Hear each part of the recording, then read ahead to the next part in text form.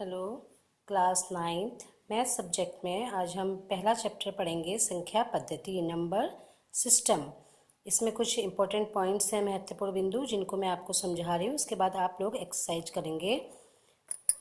प्राकृतिक संख्याएं, वस्तुओं की गिनती करने के लिए हम 1, 2, 3, 4, 5, 6 आदि संख्याओं का प्रयोग करते हैं। इन संख्याओं को प्राकृतिक संख्याएं कहते हैं। प्राकृतिक संख्याओं के समूह को n द्वारा व्यक्त करते हैं। n द्वारा व्यक्त इसलिए किया जाता है क्योंकि प्राकृतिक संख्याओं की को इंग्लिश में हम नेचुरल नंबर्स बोलते हैं। नेचुरल का पहला लेटर n होता है, इसीलिए इन संख्याओं के समूह को n द्वारा व्यक्त किया जाता है। जैसे n = 1 2 3 4 5 आदि अन्य संख्याएं आपकी लिख सकते हैं आप। उसके बाद है आपका पूर्ण संख्याएं। पूर्ण संख्याओं में प्राकृतिक संख्याओं में शून्य को सम्मिलित कर लिया जाए तो यह पूर्ण संख्याएं कहलाती हैं। जैसे हमारे पास ये सारे नंबर थे आपके 1 2 3 4 5, इससे पहले हमने क्या लिखा, आपका 0 लगा दिया शून्य को, तो 1 2 3 4 5 ये संख्याएं आपकी पूर्ण संख्याएं बन गई। और पूर्ण संख्याओं को W द्वारा व्यक्त, पूर्ण संख्याओं के समूह को W लेटर द्वारा व्यक्त करते हैं हम। W द्वारा इसलिए व्यक्त किया जाता है क्योंकि पूर्ण संख्याओं को इंग्लिश में हम बोलते हैं होल नंबर्स।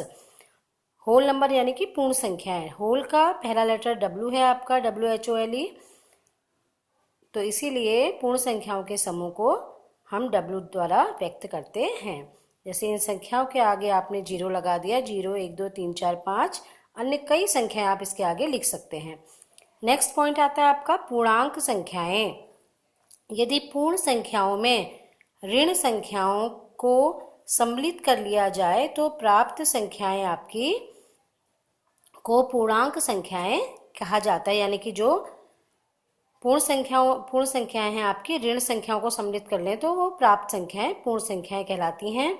और इन संख्याओं को हम z से व्यक्त करते हैं। ये आपकी दो प्रकार की होती हैं, धन पूर्णांक और ऋण पूर्णांक। जैसे आपका z बराबर -4, -3, -2, -1, 0, फिर आपका धन पूर्णांक आ जाएंगे और 1 2 3 4। इसको आप स्केल से सही से समझ सकते हैं। स्केल रखा, स्केल के दाईं ओर के अंक आपके धनात्मक में होंगे धन पूर्णांक में, और आपका जो बाईं ओर का साइड होगा वो आपका ऋण पूर्णांक कहलाएगा। नेक्स्ट पॉइंट है आपका परिमेय संख्याएं।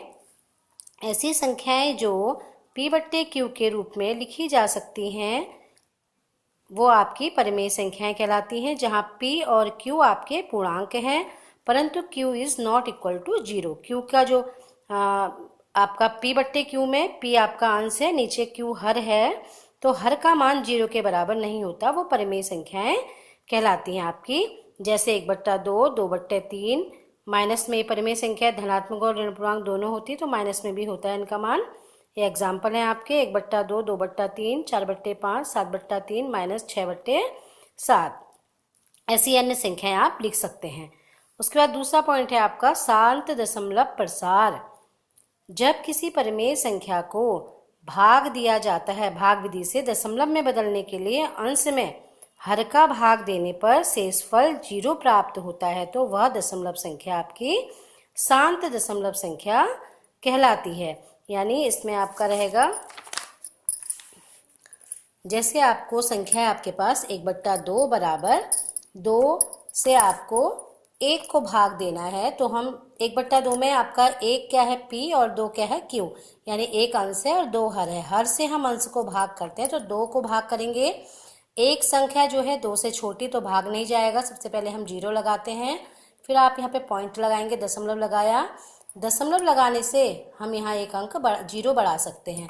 अब 2 के पहाड़े में आपका 10 5 में आता है, 2 पंचे 10, तो इसका शेषफल आपका 0 हो गया। ये हमने दशमलव संख्या में इसको बदल दिया। तो जब शेषफल 0 आता है भाग देने पर तो ऐसा प्रसार आपका दशमलव प्रसार शांत दशमलव कहलाता है। इसी को दूसरे उदाहरण से देखिए आप। इसमें 1 अंक है, इसमें नीचे 3 अंक हैं। आपको 100 से 36 को भाग करना है। 100 बड़ा नंबर है और 36 छोटा नंबर है। पहले हम 0 लगाएंगे, फिर एक दशमलव बढ़ाएंगे। दशमलव बढ़ाने से हमारे यहाँ पर 1 शून्य बढ़ जाएगा। उसके बाद 100 का 360 में भाग दिया, 100 300 आया आपका। माइनस किया 60, फिर एक जीरो आप खुद बढ़ा सकते हो जब दशमलव लग जाता है तो। उसके बाद 100 से 6 को 100 छंग 600, यहाँ पर भी आपका दशमलव के शेषफल क्या आया, वो आपका शून्य आया। तो ऐसे दशमलव प्रसार क्या कहलाते हैं, आपके शांत दशमलव प्रसार कहलाते हैं, क्योंकि यहाँ हर से अंश को भाग देने पर जो दशमलव प्रसार होता है उसमें शेषफल आपका शून्य आता है, यानी एक निश्चित संख्या के बाद आपका भाग समाप्त हो जाता है। ये आपका शांत दशमलव कहलाता है। इसके बाद अशांत दशमलव प्रसार है। परिमेय संख्या को दशमलव संख्या में बदलते समय भाग की क्रिया निरंतर चलती रहती है, अर्थात भागफल में अंकों की पुनरावृत्ति होती रहती है। इस प्रकार की दशमलव संख्याओं को अशांत दशमलव संख्या कहते हैं। जैसे आपको ये उदाहरण से समझा रही हूँ मैं, 3/11 आपकी एक परिमेय संख्या है, इसको आपने भाग करना है। 11/3 लिखा हमने, अब इसको मैं भाग करूँगी तो 11 से 3 में भाग नहीं जाएगा, पहले जीरो लगाया आपने, फिर दशमलव लगाया, यहाँ पर 3 के आगे आपने जीरो लिख दिया, एक जीरो बढ़ गया, 30 बन गया। अब 11 के फाड़े में 11 दूनी 22 आएगा, इसको आप नीचे लिखिए। जीरो में से 2 नहीं जाता, यहाँ से आप हासिल लगाओगे, 10 में से 2 गया, हासिल लेंगे तो 10 में से 2 गया आपका 8 आ गया, और यहाँ पर 2 बचा, 2 में से 2 गया 0। अब यहाँ पे 8 आया है, फिर इसके बाद आप करोगे एक जीरो आपने फिर बढ़ा दिया, यहाँ दशमलव पहले लग चुका है आपका। अब 11 सत्ते आपका आ गया 77। अब आपने 11 सत्ते 77 किया, घटाया, 10 में से 7 नहीं जाता, फिर यहाँ से हासिल लिया, सॉरी जीरो में से 7 नहीं जाता, फिर आपने यहाँ से हासिल लिया 10 में से 7 गया आपका 3, और यहाँ 7 बचा 0। ऐसे ही फिर से आप जीरो बढ़ाइए, यहाँ पर 11 दूनी 22, 10 में से यहाँ पर हासिल लेंगे फिर से, फिर 10 में से 2 गया आपका 8, फिर से वही प्रोसेस आ जाएगी दोबारा से आपका, यहाँ शून्य, फिर 11 सत्ते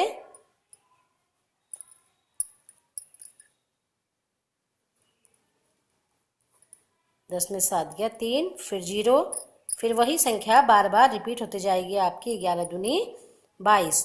तो यहाँ पर जो है भाग का शेषफल शून्य नहीं आता है, बार बार वही संख्या रिपीट होती है।